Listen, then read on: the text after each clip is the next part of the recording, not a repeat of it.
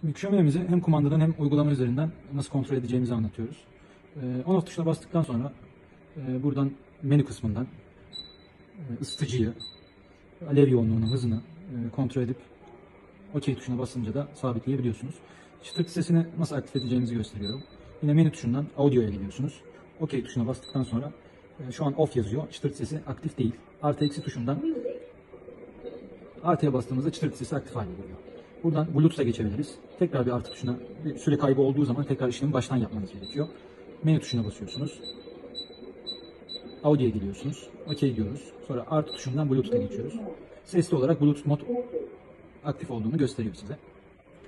Uygulamadan da bunu şu an direkt telefonunuzla eşleştirip istediğiniz müziği dinleyebiliyorsunuz. Koma tuşuna bir 5-6 saniye kadar basılı tutuyorsunuz. Bu sesi duyduğunuzda parmağınızı çekebilirsiniz. Ekranda ampul veya Wi-Fi işareti çıkacak. Bu işareti gördüğünüzde telefonunuzdan öncelikle Bluetooth'unuzu açıyorsunuz. Sonra uygulamaya giriyorsunuz. Uygulamayı da gösterelim. Tuya Smart uygulaması. Bunu telefonunuza indirmeniz lazım. Sonrasında cihaz ekle tuşuna basıyorsunuz. Burada yukarıda direkt zaten aktif olduğu için ekranda bağlantıya ulaşabilirsiniz.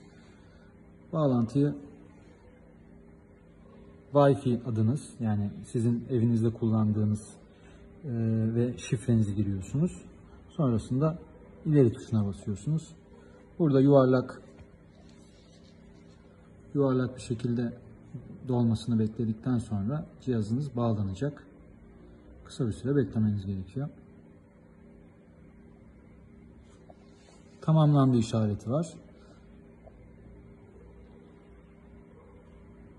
Ve uygulamanın içerisine giriyorsunuz.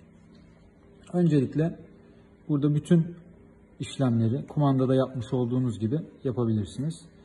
Isıyı kontrol edebilirsiniz. Hemen açma kapama tuşu burada. Şömineyi uzaktan eve gelmeden de istediğiniz zaman açıp ısıtıcısına aktif hale getirebilirsiniz. Renk seçeneklerimiz var. 7 tane rengimiz. İstediğiniz rengi bastığınızda şöminenizde değişmiş oluyor. Burada çocuk kilidimiz mevcut. Alev hızını ayarlayabiliyorsunuz aşağıda. Yoğunluğunu ayarlayabiliyorsunuz. Altında yine müzik sistemini kontrol edebiliyorsunuz. Yani SD karta bastığınızda çıtırtı sesi aktif hale gelecek. Bluetooth'a bastığınızda da Bluetooth aktif hale gelecek. Yine şu anda eşleşmiş durumda. Ve telefonunuzdan istediğiniz müziği şöminenizden dinleyebilirsiniz. Ayrıca burada zaman ayarlarımız var. İstediğiniz bir şekilde zaman ekleyip şömineyi istediğiniz saatte çalıştırıp kapatabilirsiniz.